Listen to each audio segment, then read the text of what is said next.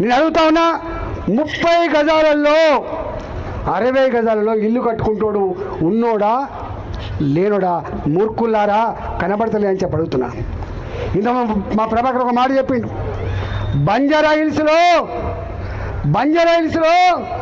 ఒక్కొక్క ఎకరం 50 కోట్లు, 60 కోట్లు, 100 కోట్లు గా భూములని నీ పార్టీ నాయకులు, డబ్బున్నోళ్ళు, కలిగినోళ్ళు, ఇవాళ అధికారంలో ఉన్నోళ్ళు ఆక్రమించుకుంటే దాన్ని రెగ్యులరైజ్ చేయడానికి ఇంతకుముందు చెప్పినట్టుగా జీవో నంబర్ 58, జీవో నంబర్ 59లో వన్ ల్యాండ్ 6 ఎకరాలు ఉంటుంది.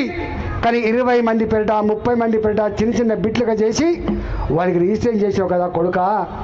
ఇవాళ ఈ 30 గజాలని 60 గజాలని ఇల్లు కొలగొట్టి వాళ్ళ బతుకులలో మట్టి కొడితే నీకు ఏమాత్రం న్యాయం అవుతుందా నా కొడుక? వాళ్ళ కన్నీళ్ళు, వాళ్ళ ఉసురు తగలదారా నా కొడుక అని చెప్పి అడుగుతా ఉన్నాయి.